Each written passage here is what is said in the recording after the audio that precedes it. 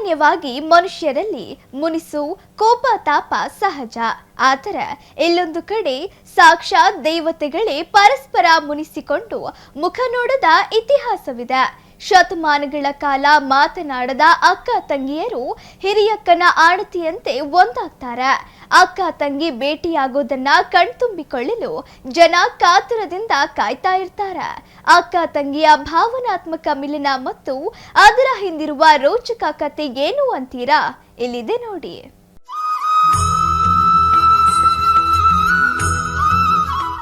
ಕೋಟೆ ನಾಡಿನಲ್ಲಿ ಪುರಾಣ ಪ್ರಸಿದ್ಧ ಅಕ್ಕ ತಂಗಿ ಭೇಟಿ.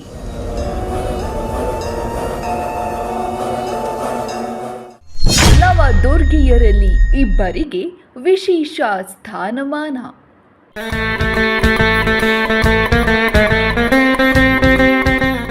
ಅಕ್ಕ ತಂಗಿ ಭೇಟಿ ನೋಡಲು ಭಕ್ತ ಸಾಗರ.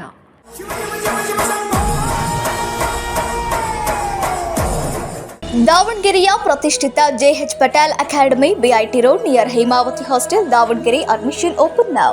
ಹೀಗೆ ಉತ್ಸವ ಮೂರ್ತಿಗಳನ್ನ ಹೊತ್ತು ಸಾಗುತ್ತಿರುವ ಭಕ್ತ ಸಮೂಹ. ಭಕ್ತರ ಹೆಗಲ ಮೇಲೆ ಕೂತು ಒಬ್ಬರನ್ನೊಬ್ಬರು ಭೇಟಿಯಾದ ಅಕ್ಕ ತಂಗಿ. ಇಂತಹ ಭಾವಪೂರ್ಣ ಸನ್ನಿವೇಶಕ್ಕೆ ಸಾಕ್ಷಿಯಾಗಿದ್ದು ಕೋಟೆನಾಡು ಚಿತ್ರದುರ್ಗ. ಹೌದು, ಕೋಟೆನಾಡು ಚಿತ್ರದುರ್ಗದ ಪುರಾಣ ಪ್ರಸಿದ್ಧ ಅಕ್ಕ ತಂಗಿ ಭೇಟಿ ವಿಜೃಂಭಣೆಯಿಂದ ನೆರವೇರಿತು. ನವದುರ್ಗಿಯರಲ್ಲಿ ಇಬ್ಬರಾದ ಅಕ್ಕ ತಂಗಿ ನಡುವೆ ವೈಮನಸ್ಸು ಬಂದು ಮಾತು ಬಿಟ್ಟಿದ್ದರಂತೆ. ಅಷ್ಟೇ ಅಲ್ಲ, ಒಬ್ಬರಿಗೊಬ್ಬರು ಮುಖ ಕೂಡ ನೋಡುತ್ತಿರಲಿಲ್ಲವಂತೆ. ಹೀಗಿರುವಾಗ ಹಿರಿಯಕ್ಕ ಮಧ್ಯಸ್ಥಿಕೆ ವಹಿಸಿ ಅಕ್ಕ ತಂಗಿಯನ್ನ ಒಂದು ಮಾಡಿದ್ರು ಅನ್ನೋದು ಪುರಾಣ ಪ್ರಸಿದ್ಧ ಇತಿಹಾಸ. ತಾಯಿ ಬರಗೇರಮ್ಮ ಮತ್ತು ತಿಪ್ಪಿನಘಟ್ಟಮ್ಮ ಇಬ್ಬರು ಅಕ್ಕ ತಂಗಿಯರು. ಇವರ ನಡುವಿನ ಮುನಿಸಿಗೆ 100 ವರ್ಷಗಳ ಇತಿಹಾಸವಿದೆ.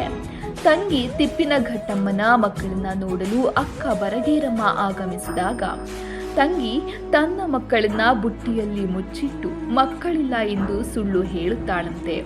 ಇದರಿಂದ ಕೋಪಗೊಂಡ ಅಕ್ಕ ಬರಗೇರಮ್ಮ ನಿನ್ನ ಮಕ್ಕಳು ಕಲ್ಲಾಗಲಿ ಎಂದು ಶಾಪ ನೀಡಿ ಅಲ್ಲಿಂದ ಹೊರಟು ಹೋಗುತ್ತಾಳಂತೆ. ಅಂದಿನಿಂದ ಇಬ್ಬರು ದೇವಿಯರು ಪರಸ್ಪರ ಮುಖ ನೋಡುವುದನ್ನ ಬಿಟ್ಟಿದ್ದರಂತೆ. ಆದರೆ ಹಿರಿಯಕ್ಕ ಶ್ರೀ ಏಕನಾಥೇಶ್ವರಿ ತಾಯಿ ಮಧ್ಯಸ್ಥಿಕೆ ವಹಿಸಿ ವರ್ಷಕ್ಕೊಮ್ಮೆ ಅಕ್ಕ ತಂಗಿ ಭೇಟಿಯಾಗುವಂತೆ ಮನವೊಲಿಸುತ್ತಾಳಂತೆ. ಅಂದು ಶ್ರೀ ಏಕನಾಥೇಶ್ವರಿ ತಾಯಿ ಮನವೊಲಿಸಿ ಭೇಟಿ ಮಾಡಿಸಿದ ಸಂಪ್ರದಾಯ ಇಂದಿಗೂ ಮುಂದುವರಿದುಕೊಂಡು ಬಂದಿದೆ. ಅದೇ ಸಂಪ್ರದಾಯದಂತೆ ಪ್ರತಿ ವರ್ಷವೂ ಲಕ್ಷಾಂತರ ಭಕ್ತರ ಸಮ್ಮುಖದಲ್ಲಿ ಅಕ್ಕ ತಂಗಿಯ ಭೇಟಿ ಉತ್ಸವ ವಿಜೃಂಭಣೆಯಿಂದ ನೆರವೇರುತ್ತದೆ. ಈ ಸಾರಿನೂ ನಾವು ಭೇಟಿ ಮಹೋತ್ಸವನ ಭಾಳ ಅದ್ದೂರಿಯಾಗಿ ಮಾಡ್ತಾ ಇದ್ದೀವಿ. ನೀವೇ ಇಲ್ಲಿ ಕಣ್ಣಾರೆ ನೋಡ್ತಾ ಇದ್ದೀರಾ. ಇನ್ನು ಒಂದು ಅರ್ಧ ಗಂಟೆಯಲ್ಲಿ ಅಕ್ಕ ತಂಗಿಯರ ಭೇಟಿ ಸುಸೂತ್ರವಾಗಿ ನಡೆಯುತ್ತೆ ಅಂತೇಳಿ ನನಗೆ ಒಪ್ಪಿಸಿದೆ. ಪೊಲೀಸ್ ಇಲಾಖೆಯವರು ಭಾಳ ಕಷ್ಟಪಟ್ಟು ಎರಡು ದೇವ್ರನ್ನೂ ಹೊರಡಿಸ್ತಾ ಇದ್ದಾರೆ. ಬಂದು ಭೇಟಿ ಚೆನ್ನಾಗಾಗುತ್ತೆ. ಎಲ್ಲ ಗೆಸ್ಟ್ಗಳು ಬಂದಿದ್ದಾರೆ, ಜಡ್ಜ್ ಬಂದಿದ್ದಾರೆ, XMLA ಬಂದಿದ್ದಾರೆ, ಇನ್ನು ಗೆಸ್ಟ್ಗಳು ಭಾಳ ಬರೋರಿದ್ದಾರೆ. ಬರಗೇರಮ್ಮನವ್ರಿಗೆ ಮಕ್ಕಳಿರೋದಿಲ್ಲ, ತಿಪ್ಪನಘಟ್ಟಮ್ಮಗೆ ಏನೋ 7 ಜನ ಮಕ್ಕಳಿದ್ದಾರೆ ಅಂತೇಳಿ ಇದೆ ಏನೋ ಕಥೆಯಲ್ಲಿ. ಭಾಳ ಅಕ್ಕ ದಿನ ತಂಗಿ ಮನೆಗೆ ಬಂದು ಮಕ್ಕಳನ್ನ ಆಡಿಸೋದು ಮಾಡೋದು ಭಾಳ ಪ್ರೀತಿ ಗಳಿಸ್ತಾ ಇರ್ತಾಳೆ.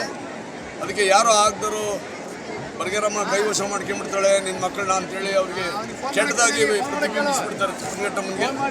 ಅದಕ್ಕೇ ಅಯ್ಯಮ್ಮ ಅಕ್ಕ ಬರೋ ದಿನ ಪುಟ್ಟಿಯಲ್ಲಿ ಮಕ್ಕಳನ್ನ ಮುಚ್ಚಿಟ್ಬಿಡ್ತಾಳೆ. ಇವಳು ದಿವ್ಯ ಜ್ಞಾನದಿಂದ ಗೊತ್ತಾಗುತ್ತೆ ನನ್ನ ತಂಗಿ ಮಕ್ಕಳನ್ನ ಮುಚ್ಚಿಡ್ತಾಳೆ ಅಂತೇಳಿ. ಮಕ್ಕಳು ಶಾಪ ಆಗಲಿ ಅಂತೇಳಿ, ಕಲ್ಲಾಗಲಿ ಅಂತೇಳಿ ಶಾಪ ಕೊಟ್ಟು ಬರಗೇರಮ್ಮ ಹೊರಟೋಗ್ತಾಳೆ. ಹೀಗೆ ಭಕ್ತಾದಿಗಳಲ್ಲೆಲ್ಲ ಅಂತಕ ಉಂಟಾಗುತ್ತೆ. ಎರಡು ಇಂಥ ದೇವತೆಗಳು ಹೀಗೆ ಪರಸ್ಪರ ಮಾತುಕತೆ ಇಲ್ಲದಿದ್ದರೆ ಶಾಂತಿ ನೆಮ್ಮದಿ ಸಿಗಲ್ಲ. ಚಿತ್ರದುರ್ಗಕ್ಕೆ ಮಳೆ ಬೆಳೆ ಸರಿಯಾದ ಟೈಮಿಗೆ ಆಗಲ್ಲ ಅಂತೇಳಿ ಏಕನಾಥೇಶ್ವರಿ ಮುಖಾಂತರ ಈ ಒಂದು ಸಂಧಾನ ಮಾಡಿ ಏಕನಾಥೇಶ್ವರಿ ಸಂಧಾನ ಮಾಡಿದ್ವಿ. ಅಟ್ಲೀಸ್ಟ್ ವರ್ಷದಲ್ಲಿ ಒಂದು ಸಾರಿ ನಾನು ಭೇಟಿ ಮಾಡಿರಿ ನೀವು, ಜನ ಆವಾಗ ನೆಮ್ಮದಿಯಿಂದ ಭಾಳ ಸಂತೋಷ ಪಡ್ತಾರೆ ಭೇಟಿ ನೋಡಿ ಅಂದಿದ್ದೇನೆ. ಅವಾಗಲಿಂದಲೂ ಒಂದು 200-205 ವರ್ಷಗಳಿಂದ ಕಾಲದಿಂದಲೂ ಈ ಸಂಪ್ರದಾಯ ನಾವು ಮುಂದುವರ್ಸ್ಕೊಂಡು ಬಂದಿದ್ದೀವಿ.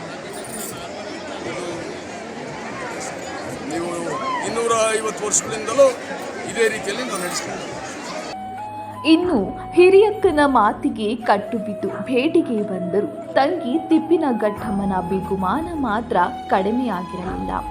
ಆದರೆ ಉತ್ಸವದ ಅಂತ್ಯದಲ್ಲಿ ಇಬ್ಬರು ಪರಸ್ಪರ ಎದುರಾದಾಗ ಭಾವುಕರಾಗಿ ಅಪ್ಪಿಕೊಳ್ಳುವ ದೃಶ್ಯ ಭಕ್ತರ ಕಣ್ಮನ ಸೆಳೆಯುತ್ತದೆ.